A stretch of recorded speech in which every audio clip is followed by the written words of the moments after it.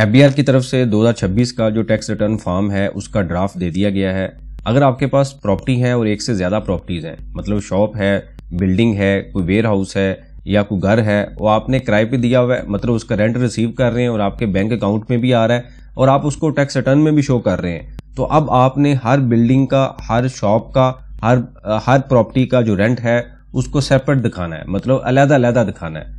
पहले हम इससे पहले तमाम बिल्डिंग का रेंट कंबाइन करके एक जगह पे दिखाते हैं, लेकिन अब एफबीआर ने ये कहा है कि हर बिल्डिंग का रेंट आपने अलग दिखाना है। इसके पीछे एफबीआर की क्या चाल है, क्या लॉजिक है, आज किस लेक्चर में इस कॉन्सेप्ट को स्टडी करते हैं। आप देखें प्रैक्टिकल लर्निंग हाउस में फ़हीम महबूब।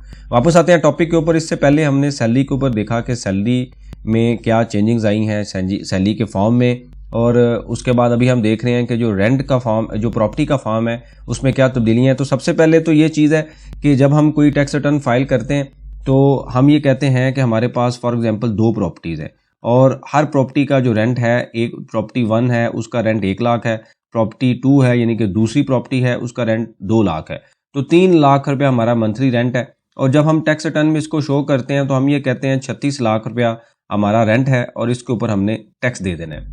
और इसमें सेपरेट हम नहीं शो करते कि किस प्रॉपर्टी का कितना रेंट था और दूसरी प्रॉपर्टी का कितना है, कंबाइन शो करके हम उसको रेंट इनकम दिखा देते हैं। जब कभी फ्यूचर में ऑडिट का नोटिस आता है तो हम जाके दिखा देते हैं कि इस एग्रीमेंट के मुताबिक प्रॉपर्टी 1 का ये रेंट है, प्रॉपर्टी 2 का ये रेंट है। अब ये सारी इंफॉर्मेशन सब्जेक्टिव है, मतलब हम मैनुअल लिखते हैं, कोई सिस्टम के थ्रू प्रोसेस नहीं होती।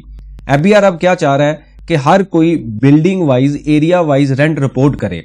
कुछ टाइम के बाद सारा डाटा जब आ जाएगा तो उस टाइम पे अगर मॉडल टाउन में आपकी कोई प्रॉपर्टी है कमर्शियल एरिया में और आप रेंट ले रहे हैं 1 लाख और एक और टैक्स पेयर है उसी एरिया में वो रेंट ले रहा है 1.5 लाख रुपया या 2 लाख रुपया, तो एफबीआर उस बेसिस पे इंफॉर्मेशन को फ्यूचर के अंदर रिकंसाइल करेगा और देखेगा कि इस एरिया में एवरेज रेंट कितना है, तो मिनिमम वो रेंट रख दिया जाएगा। मतलब अगर आप 1 लाख रेंट ले रहे हैं तो आपको कहा जाएगा कि आपने पैसे 1.5 लाख रेंट के ही देने हैं, आपको टैक्स जो चार्ज होगा वो 1.5 लाख रेंट के ऊपर ही होगा क्योंकि आपकी प्रॉपर्टी इस एरिया में।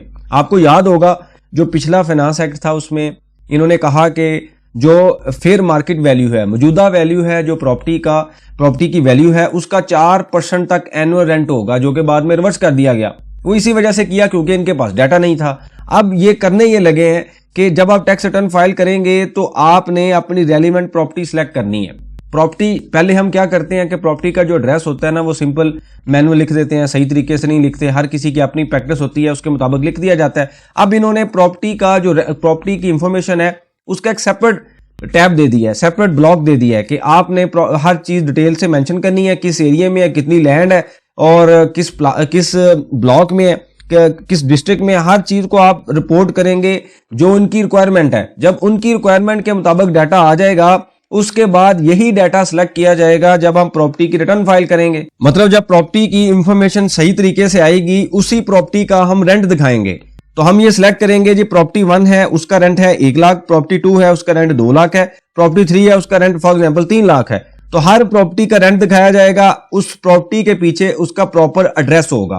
अब आप देखें कि जब ये प्रैक्टिस फॉलो होगी तो इसका मतलब क्या हुआ कि आने वाले 2 या 3 सालों में या 4 सालों में इनके पास एक डाटा आ जाएगा कि किस एरिया में एवरेज जो रेंट है वो टैक्स पेयर कितना कितना रिपोर्ट कर रहा है। मतलब 4 सालों के बाद ये डाटा जब इनके पास आ जाएगा तो ये फिल्टर लगाते हैं कि ये देखते हैं अच्छा मॉडल टाउन के अंदर या गुलबर्ग के इस एरिया के अंदर जो प्रॉपर्टीज आ रही हैं वहां पे जो रेंट रिपोर्ट हो रहा है ना वो एवरेज रेंट रिपोर्ट हो रहा है फॉर एग्जांपल 1,50,000।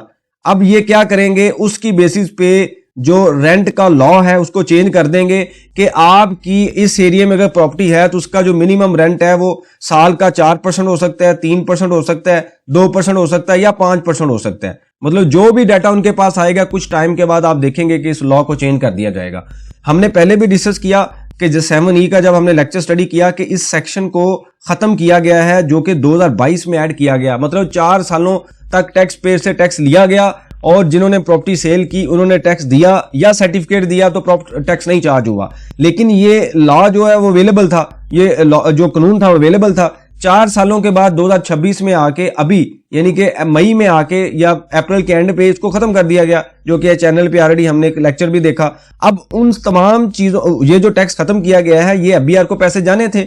अब जारी बात है वो पैसे छोड़ेंगे तो नहीं, अब इसको किसी और तरीके से हैंडल किया जाएगा। तो उसको आने वाले दिनों में रेंट का जो रेंट होगा उसको उसी चीज को किसी और तरीके से इंफॉर्मेशन लेके दोबारा लॉ को चेंज करके टैक्स ले लिया जाएगा। तो ये आने वाले दिनों में कुछ सालों तक, 2-3 सालों 4 सालों तक जब डाटा आ जाएगा उसके मुताबिक हर एरिया का जो रेंट है वो डिसाइड हो जाएगा। और फिर चाहे आप एक्चुअल में 1 लाख ले रहे हैं लेकिन आपको कहा जाएगा कि आपने जो रेंट टैक्स देना है ना वो 1,50,000 पे देना है, क्योंकि वो अज्यूम किया जाएगा कि आपने सही तरीके से जो रेंट है वो सही आप शो नहीं कर रहे, हालांकि उस एरिया में रेंट इतना है। इसकी दूसरी एग्जांपल ऐसे ही है कि जब हम कोई चीज इंपोर्ट करते हैं तो अगर इंपोर्ट करते हुए कोई भी एक प्रोडक्ट है, प्रोडक्ट 1 है, यानी कि प्रोडक्ट ए हम ज्यूम कर लेते हैं, उसकी वो प्रोडक्ट आपने चाइना से इंपोर्ट की फॉर एग्जांपल 10,000 USD की, और उसके मुताबिक आपने टैक्स तो आपने इसी इनवाइस के मुताबिक देना है। लेकिन जब पाकिस्तान में आती है तो वहां पे कस्टम वाले ये कहते हैं कि ये जो प्रोडक्ट है ना ये 10,000 की तो हो ही नहीं सकती,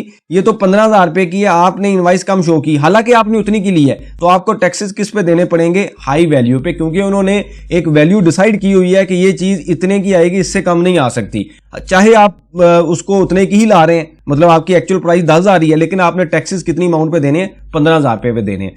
यही रूल अब अप्लाई होगा रेंट पे कि उस एरिया में अगर आप रेंट कम शो करेंगे या एक लॉ बना दिया जाएगा कि जैसे प्रॉपर्टी की वैल्यूएशन है डीसी रेट जिसको हम बोलते हैं, उसके मुताबिक डीसी रेट आ जाएंगे एक तरह के रेंट के कि इस एरिया में ये प्रॉपर्टी है, ये एरिया है, ये बिल्डिंग है या हाउस है या शॉप है या वेयर हाउस है, ये इसकी कैटेगरी होगी तो उसका मिनिमम रेंट ये होगा। तो ये इसके मुताबिक डाटा गैदरिंग की एक टेक्निक है जो कि यूज की जाएगी आने वाले सालों में लॉ को अमेंड करने के लिए। और आप देखेंगे कि रेंट के ऊपर जो थोड़ा सा टाइट कर दिया जाएगा कि 7E की जो रिलैक्सेशन दी गई है, जारी बात है किसी ना किसी तरीके से पैसे तो निकलवाने हैं, वो अब इस तरीके से निकलवाए जाएंगे जब फ्यूचर में रेंट इस तरीके से जो टैक्स है फिक्स कर दिया जाएगा, रेंट के ऊपर चार्ज कर दिया जाएगा। ये मैं इसलिए बता रहा हूं, मेरी एक ऑब्जर्वेशन है, क्योंकि उसकी रीजन ये है कि इस तरह करने की जरूरत क्या थी। साथ ही 7E का टैक्स खत्म किया गया, साथ ही इस तरीके से डाटे को रिफाइन किया गया, और इससे पहले पिछले साल में रेंट के ऊपर बात भी की गई कि मिनिमम इतना रेंट होना चाहिए जो फेयर मार्केट वैल्यू हो। तो इसका मतलब यह है कि उन सारी चीजों को कनेक्ट करें तो कुछ सालों के बाद वो जो रूल पिछले साल अप्लाई नहीं हुआ वो अगले आने वाले चंद सालों में अप्लाई हो जाएगा। तो ये प्रॉपर्टी के हवाले से जो लोगों ने जिन्होंने प्रॉपर्टी रेंट पे दी हुई हैं तो तमाम चीजें उनके लिए रेलिवेंट है। केयरफुली अपने डाटे को मेंटेन करें, उसके पीछे रेंट जो आपने शो करना है कोशिश करें बैंक के थ्रू लें और उसका एग्रीमेंट होना चाहिए, ताकि आपसे क्वेश्चन हो तो आप बता सकें कि ये देखें ये एग्रीमेंट है, ये बैंक में पैसे आए हैं, ये मैंने टैक्स पे किया हुआ है। बहुत शुक्रिया, जज़ाकल्लाह।